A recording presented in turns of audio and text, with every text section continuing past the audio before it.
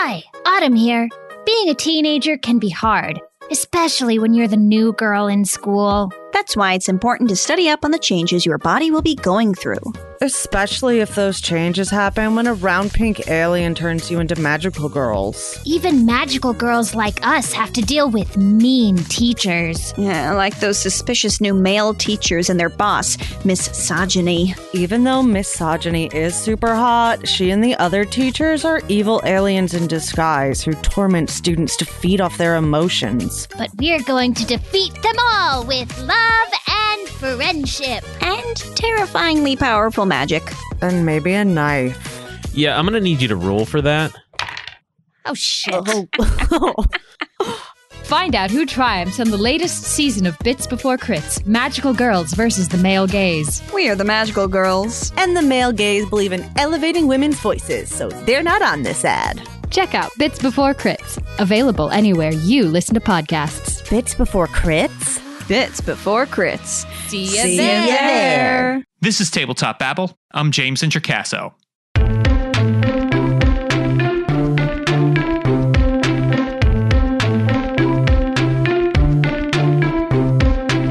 Today on the show, it is my farewell show as the host of this program, but fear not, because I am interviewing the new hosts. That's right, I'm interviewing Amber from Geekspective, who will also run the podcast. She will be the show runner, as well as Kenny and John, who are also going to help with the hosting duties and a little bit with producing the show.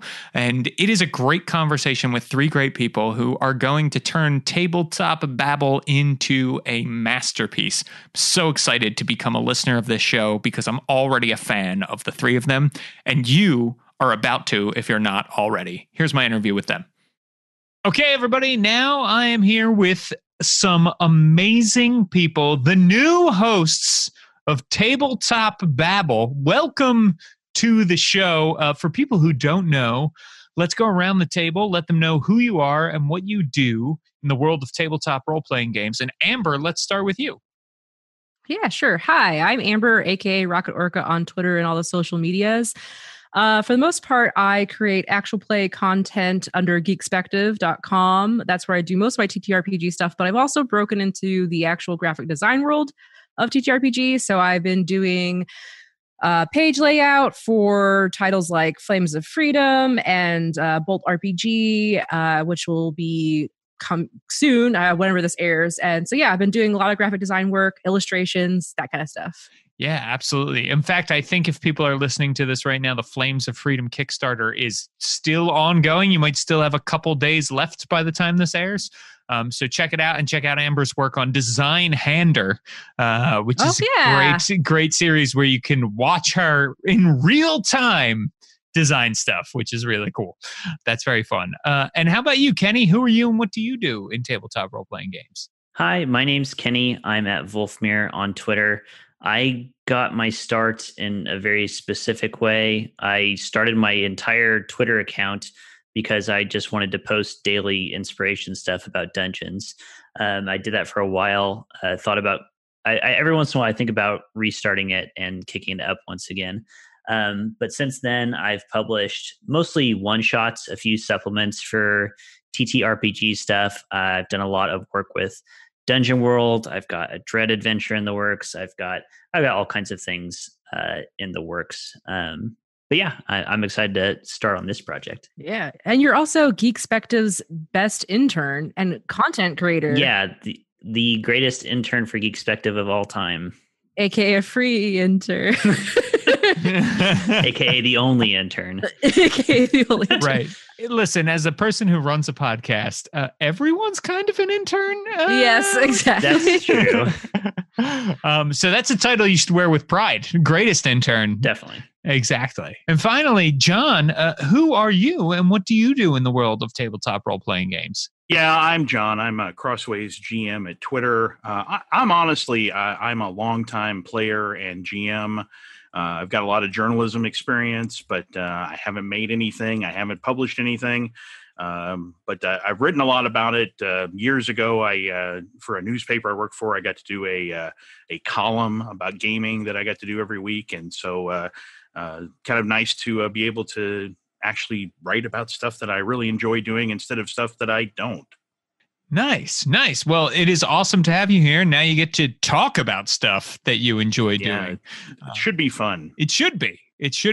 So I've had a lot of fun doing this over the last several years, but I want to know about you all. So let's get everybody's story about how you started playing and then how you got more involved into either writing or designing for games, talking about games, whatever it may be that you do now. So Amber, let's start with you. How did you start playing and how did you get here? Okay. I always love telling this story because I was very much an anime nerd in high school, and I had nerdy tendencies, but I always told myself I will never play role-playing games, especially not Dungeons and Dragons, because that's just too nerdy. That's too much for me. Then I met Josh, as we've mentioned. Well, I don't know if we've mentioned him yet. Josh is a co-owner of Geekspective. Mm-hmm. Friend of the show. Longtime friend of mine. I met him when I was 19, and he was like, after hanging with me, he was like, "You would really love playing Dungeons and Dragons." No, I won't. There's no way. And then he got me to sit down and play it, and I played Dungeons and Dragons for 7 years straight. Every other week. So yeah, that's kind of how I got started. And I only really knew Dungeons and Dragons as an RPG until I met John, who introduced me to other stuff. And we can kind of talk about how we all know each other as well. But as far as content creation, again, I blame it on Josh. He likes making projects. I like doing projects, but I would have never gotten into the audio world. But he wanted to start making a podcast specifically for an evil campaign that we played. And he did it because there was no evil campaign D&D content out there, done, well, at least at the time, which was forever ago, 2000. John, do you remember when we started playing? I think it's been almost 10 years ago, 9 years ago. A young Barry Obama was president at the time. Yes, exactly. Yes, yeah. So we started doing that, and then I gained some confidence over those years playing role-playing games, and so eventually I ended up wanting to make my own show because I had never GM'd before, and I wanted to try it out myself. And what better way to start something new by recording everything that you've ever done? And so I did that with the Shapeshift, my podcast, which I think I've talked about on Table Top Babble before. So yes, yeah, exactly. And not only have you broken your vow to never play Dungeons and Dragons, you've gotten even nerdier by playing other role-playing games. Yeah, indie role-playing games, a lot of those. And so,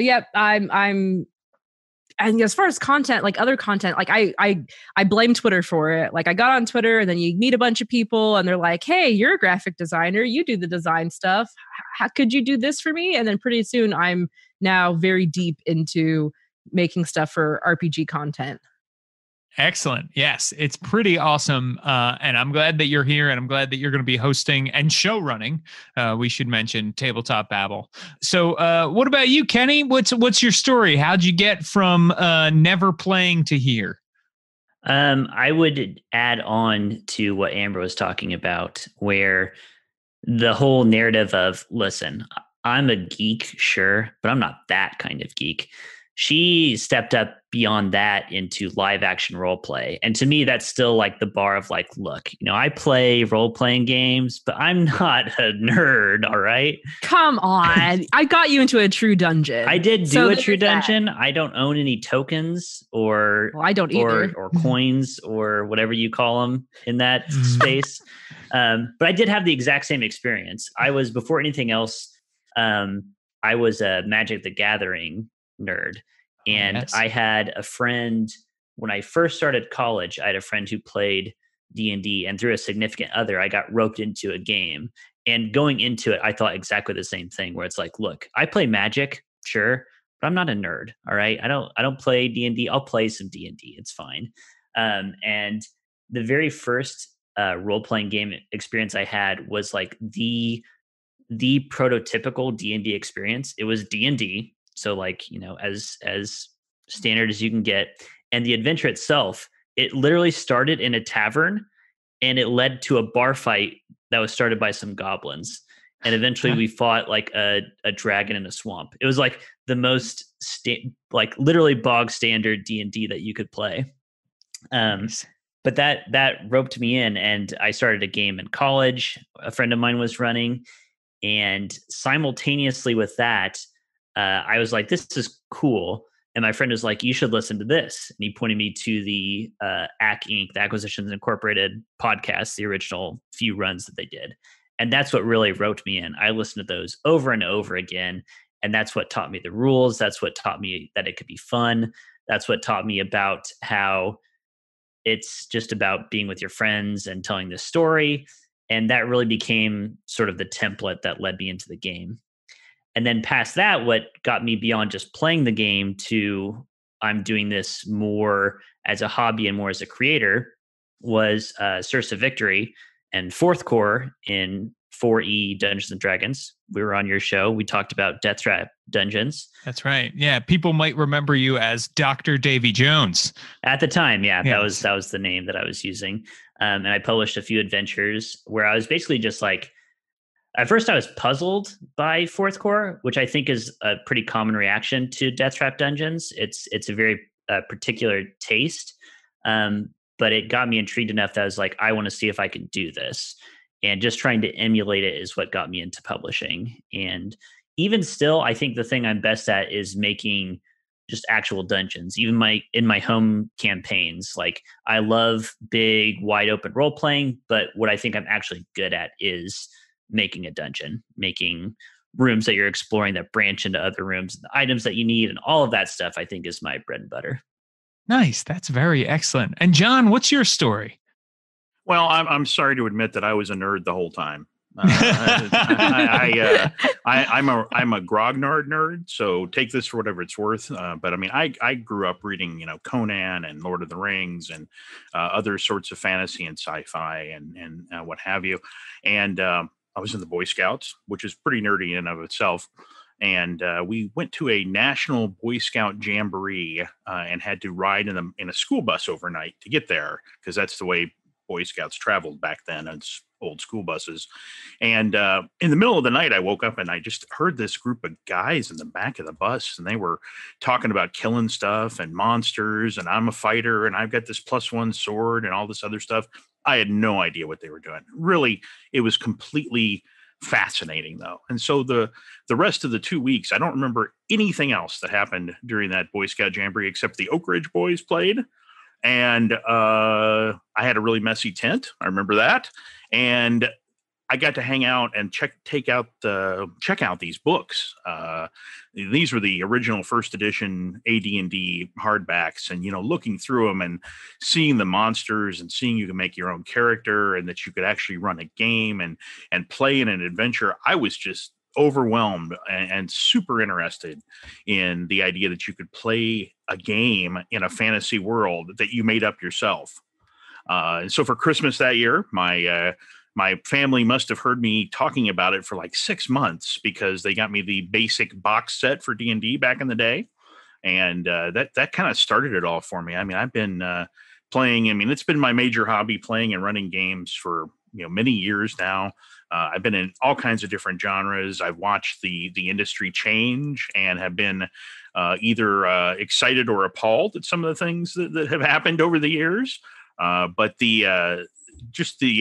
one of the things that I'm known for in our group is that I have accumulated a disturbing number of games that I either have never played or will never play, but they're sitting on a shelf somewhere ready to be pulled off if we ever should play. And so we actually we've been playing for Geekspective again for about 9 years, I think. And as alternates, we would drop in one of my dusty game shelf games.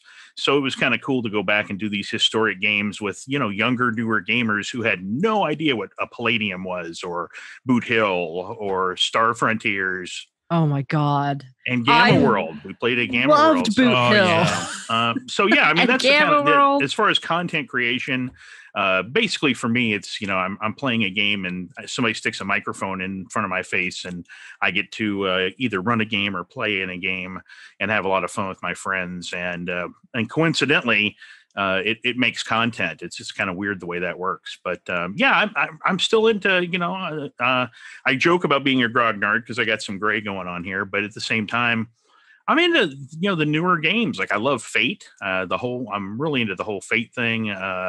Hoping to talk to people about Fate and the Fate Cthulhu specifically was the most recent Kickstarter that I remember for them. The entire Apocalypse World stuff. We've been playing an awful lot of that. That's a lot of fun. The various derivatives of that. And, sometimes I even get to play D&D. I hear there's an actual game called D&D. I just don't remember what it looks like. But yeah, that's me. Yes, yeah, it's a great game, Dungeons and Dragons, where I think you find paths, and you can play a gunslinger. I'm pretty sure that is D&D. Yeah, and you use funky dice, and again, I still remember when I saw what their dice looked like, how amazing it was that you would have dice that weren't just D6s. Right.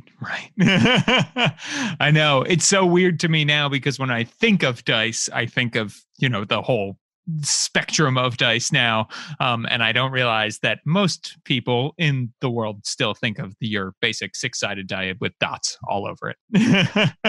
So let's talk a little bit about your plans for Tabletop Babble. How are y'all feeling about taking over the old TTB?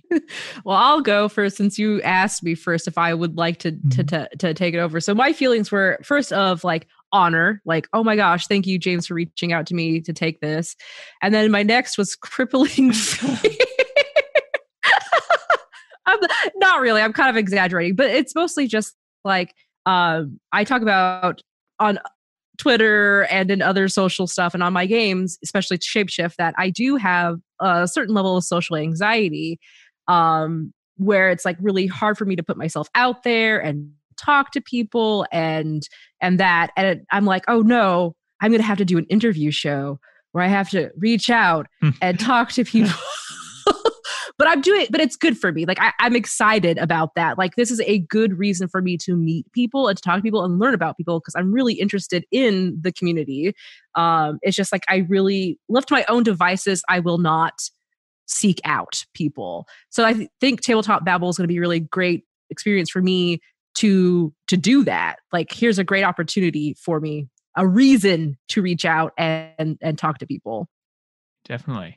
How about you, John, Kenny? What do you think? Are you excited to take this on? I guess you have to say yes, because people will probably be upset if you say no.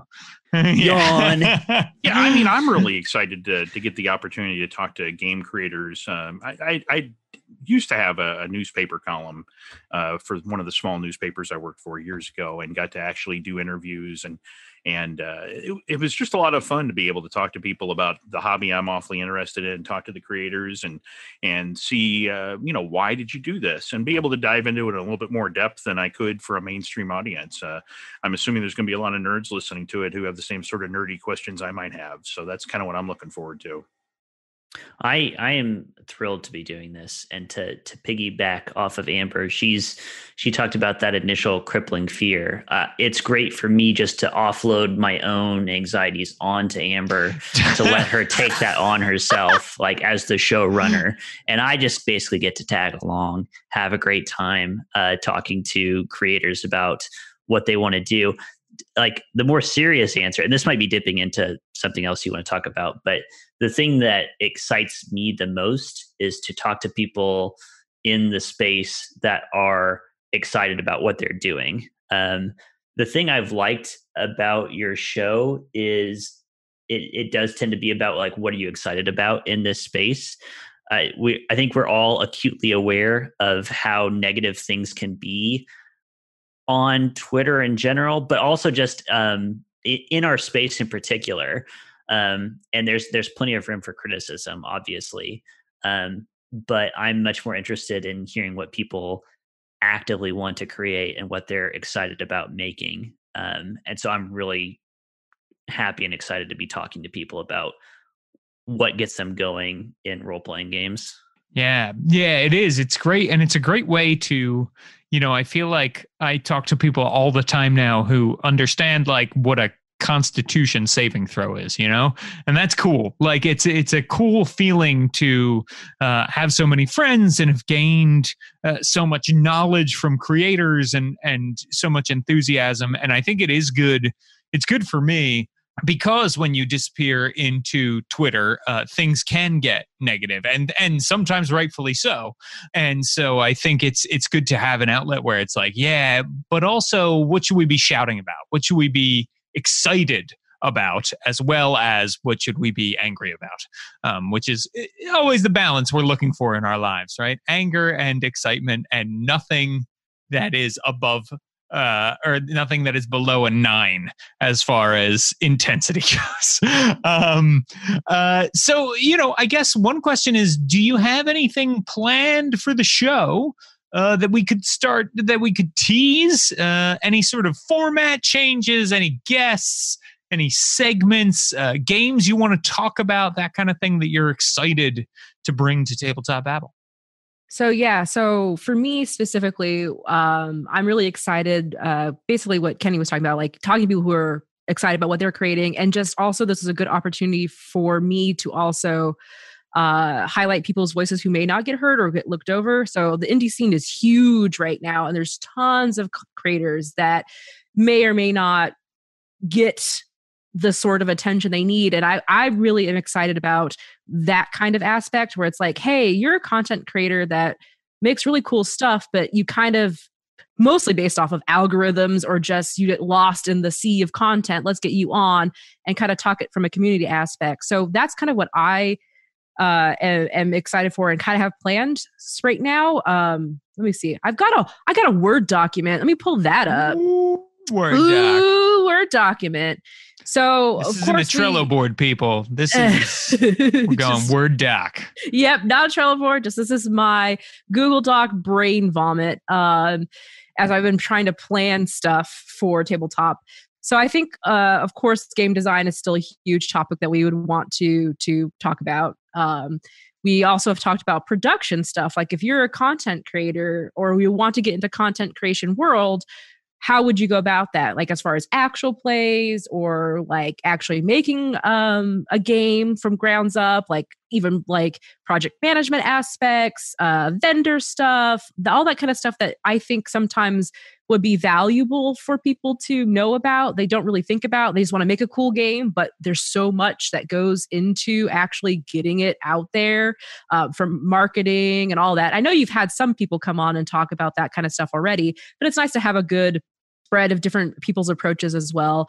I would love to see more artists, especially from art director standpoint. Like I was offered an art director, like, can you do art direction? Well, I've never done that before. What is an art director? What do they do? Stuff like that I'm very interested in doing. So yeah, that's what I got in my Word document right now. That's very exciting. I love that. I am very excited to hear upcoming episodes with knowing that like you're thinking about game design, but also other aspects of making a game, which is really cool. Hey, everybody. I just wanted to take a quick break to let you know that I led the development of a role-playing game called Burn Bright. That's right, Burn Bright. And it was built from the ground up for Roll20. It's a science fantasy role-playing game that dares you to stare the end of existence in the face and hope. That's right, hope. It is a sort of end of time story, but it also says that's no reason to become an a-hole. So it is a really fun game. You play aliens with superpowers. It is science fantasy at its finest. It was made with Darcy Ross, Kat Cool, and Jim McClure, along with a ton of other amazing people over at Roll20 and freelancers. It is just a passion project that you should go check out right now at burnbright.com. That's burnbright, BRYTE.com. We are putting out so much stuff. Roll20Con just happened, and there were some big announcements as to what is coming. So go check it out, burnbright.com. Let's get back to the babble. How about you, John, Kenny? Excited to get in there, roll up the sleeves, talk about stuff, have a sweet segment where you're like cooking stuff or anything? You were asking about potential format changes. The big thing that I hope to bring into the podcast is have you ever heard I don't know if it's a truism or not, but where if you're a lawyer, you're never supposed to ask a question that you don't already know the answer to. I want to do the opposite. My role, I feel like I want to be in this podcast. I want to only be asking questions where I don't know where it's going. I want to introduce some chaos into the mix. I want to see what people really think. Not that I'm asking the hard-hitting questions. I'm just a very curious person by nature. So I think I want to talk to creators, talk to our guests, and I just really want to learn. So I think I'm going to be asking a lot of questions where I don't know where the conversation is going to go. Nice. I love that. That's a great way to approach things, especially because it's not a courtroom and you do have the technology to edit if somebody gives an answer that you don't like. Yeah, for me at least, I'm just looking forward to the opportunity to talk to people either that I are putting out content that I'm really interested in and would like to get inside their head a little bit, or people, if we can find people who, put out historic content that, back in the early days, and be able to talk to some of the creators that have done stuff that, was some of the foundations of the gaming industry. I'd love to be able to line some of those folks up too. I just think much like Kenny said, I've gone through my entire journalism career basically with the what I call the Columbo approach, where I'm just a moron and people talk to me and tell me stuff, and then it makes sense to the listener or the reader because I don't have any pretensions and I'm going to be the expert and that they need to listen to me. I need to listen to them. So that's kind of what I'm hoping to bring to it. I love that. I love the Columbo approach. That's really very cool and a great way to describe it.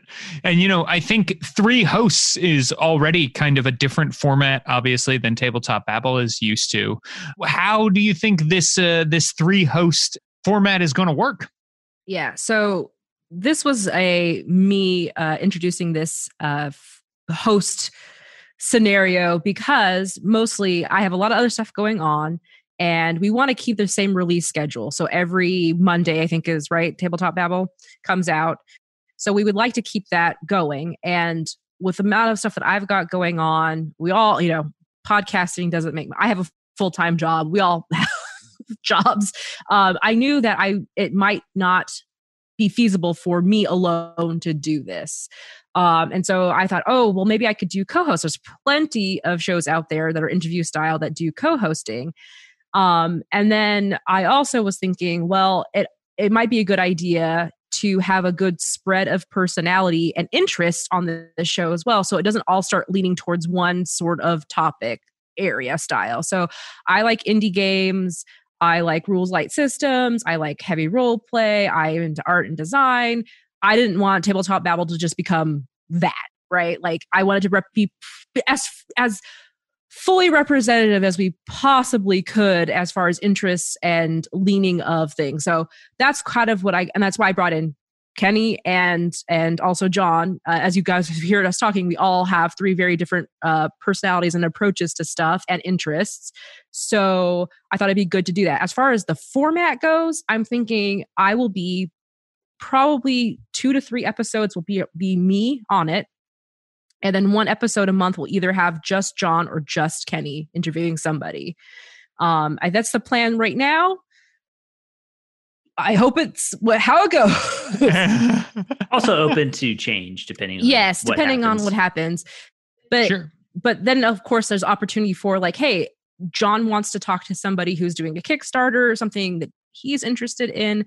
And then I'm like, I'm also interested in that as well. We could be a co-host on that episode together or however we want to do it.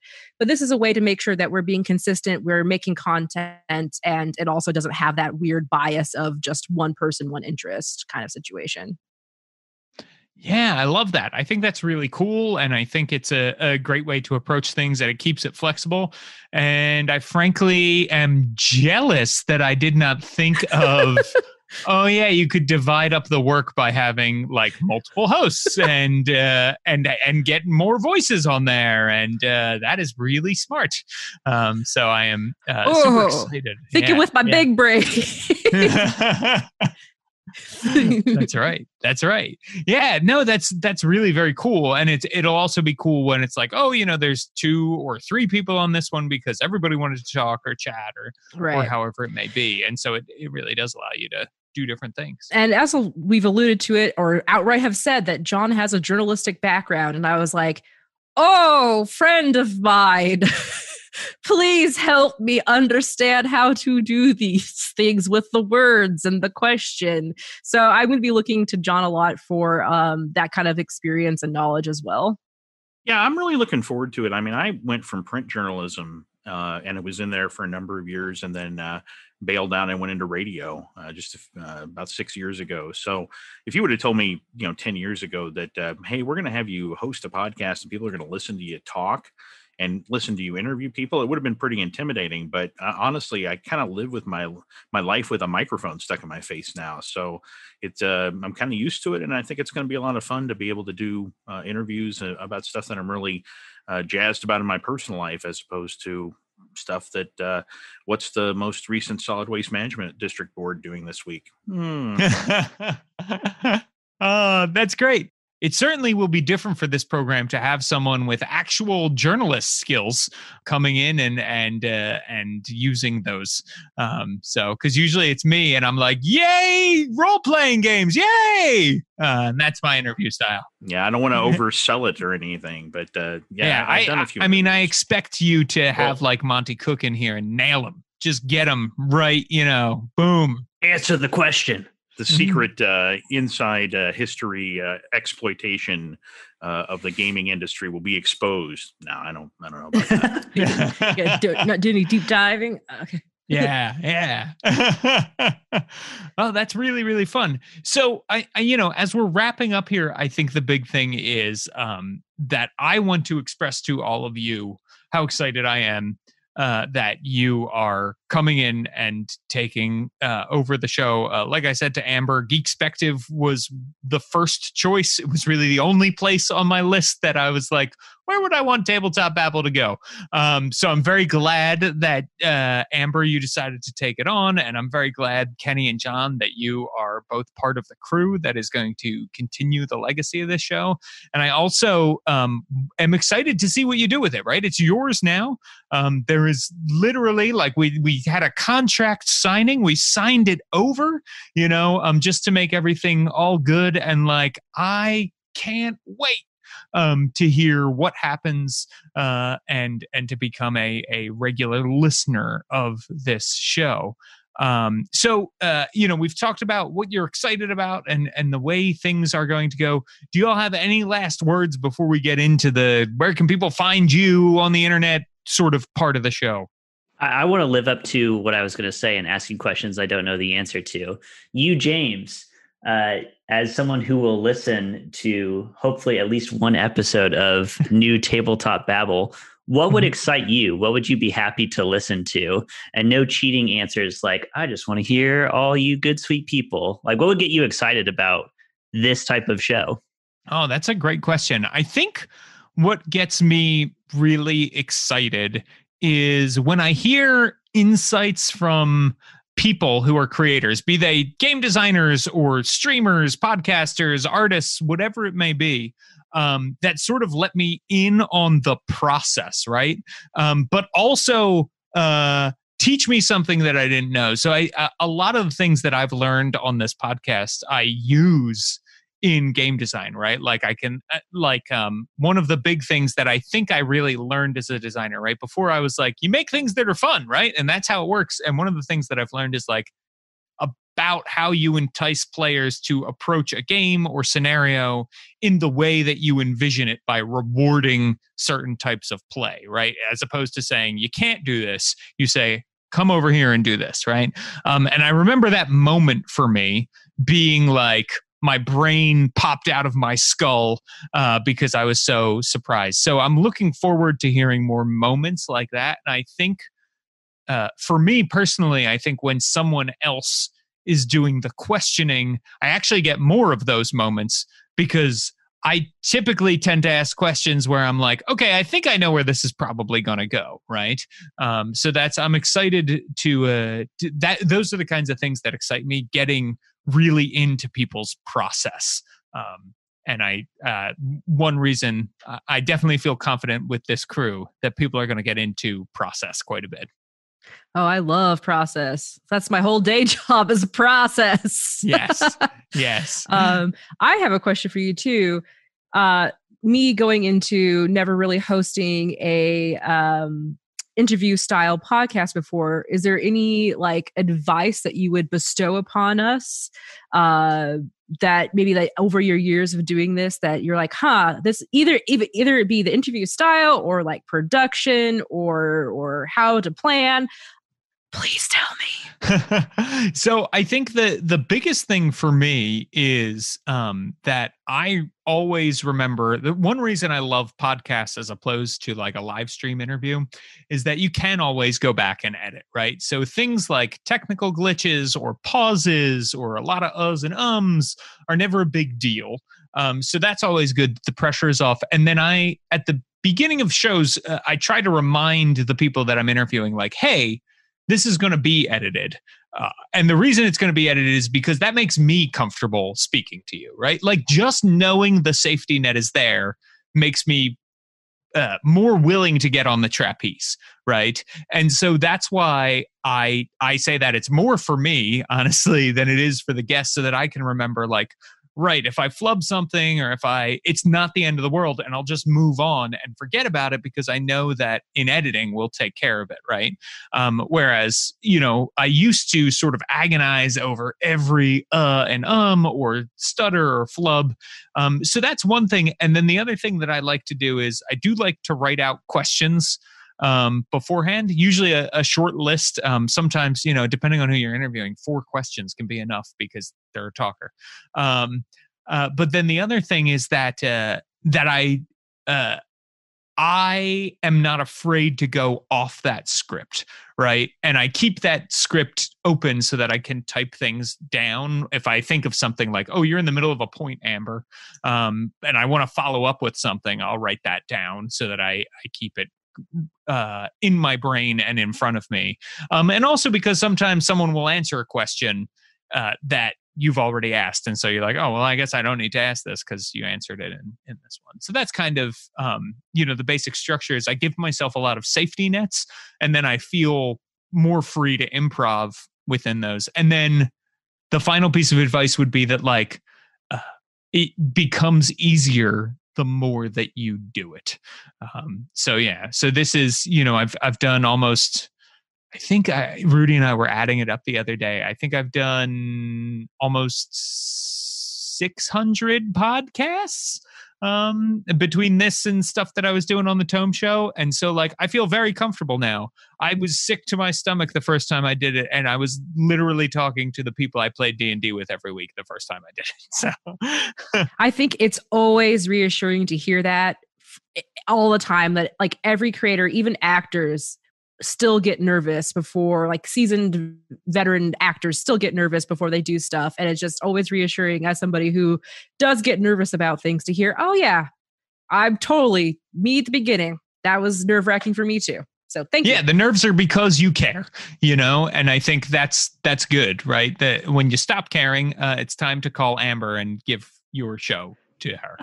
So this just in: James Introcaso doesn't care about this podcast. That's right. I'm not wearing pants right now. You don't know that, but I'm just Is anybody wearing pants on a podcast? No comment. That's the way it worked. Next question. Sure. I just I don't know if I'm speaking for everybody here, but it's really cool to be able to jump on the moving train and to be able to keep it going and to know that this is a platform that has built-in fans and that hopefully we can entertain them the way you've been entertaining them and informing them.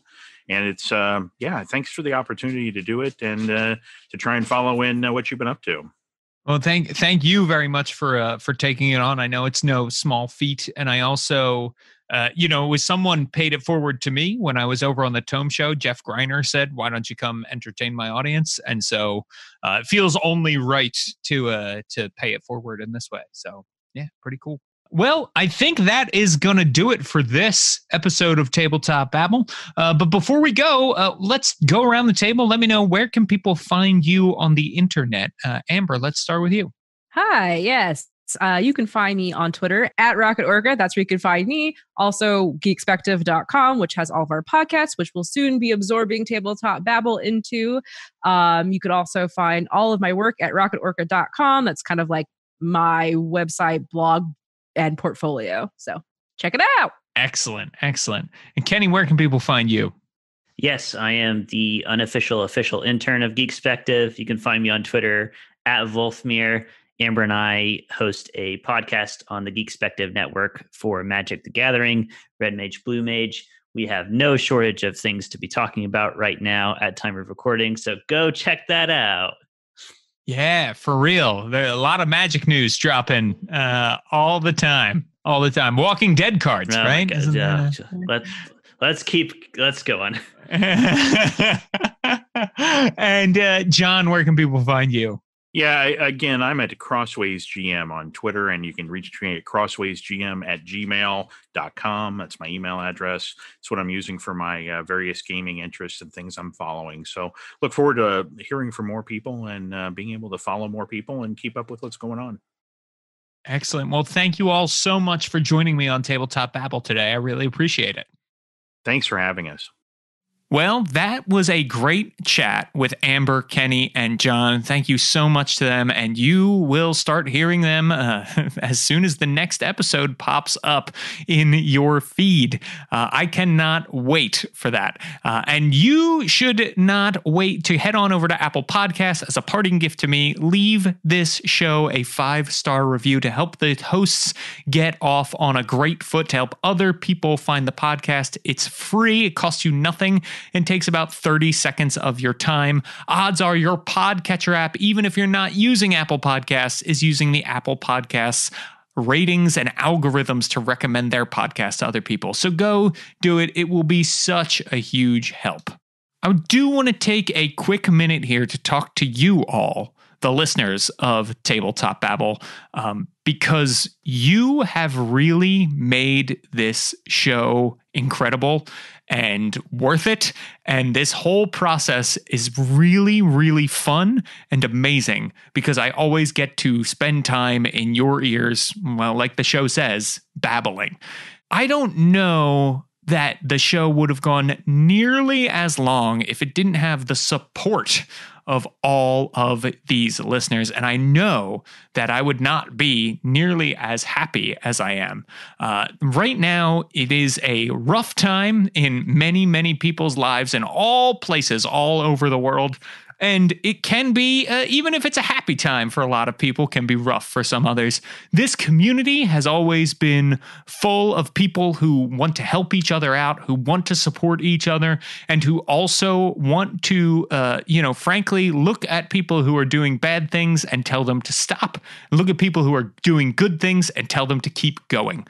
And I cannot tell you the number of friends I have because of this podcast, the number of amazing games I have played because of this podcast, and just the number of people that I have seen at conventions or online who have said a nice word. It means more to me than I could ever possibly express to you. So I hope that you have gotten out of this what I have gotten out of it, which is a lot of fun, a lot of kindness, and a lot of love.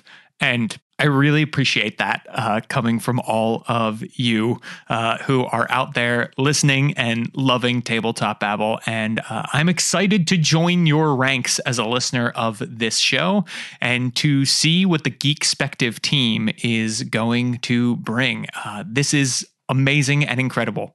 If you want to keep up with me, I'm at James Introcaso on Twitter. That's JamesIntrocaso.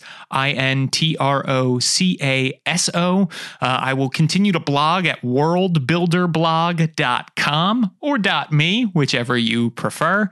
And I, in February, will be taking a full-time job with MCDM Productions. That's Matt Colville's company. I'm already doing work with them as a freelancer. I have been for a while, and it is exciting stuff. There is really cool stuff coming that way. So be sure sure to check out MCDM if you want to keep up with the cool stuff that I am going to be creating over there. And I want to just give a big thank you to one person who means the world to me, Rudy Basso. Thank you so, so much for founding DSPN with me. You are an amazing human. You are so kind, so incredibly generous, and you are already changing the world for everybody who knows you, my friend. And for some people who don't know you, you are changing the world. And that's the mark of a true hero. I look up to you and I admire you. And also thank you to my wife, Bonnie. Bonnie has been an amazing support. She's the reason that I started podcasting and getting into all of this in the first place. I wouldn't be doing this without her. And she has never once not supported me through some tough times, re-recording podcasts, re-editing things. She's the best. I love her, and I'm shouting it out here for all you listeners to hear in this, what has turned into a very mushy and lovey segment of Tabletop Babble. So I think that leaves one more person who I need to talk about, and that is someone behind the scenes. His name is Nate Pausenga, and Nate has been editing Tabletop Babble for a long time, and even before that was editing some other stuff over on the Tome Show feed for me. He is just a great friend, a super gamer, an amazing human. Nate, thank you so, so much. This would not be happening without you 100,000%.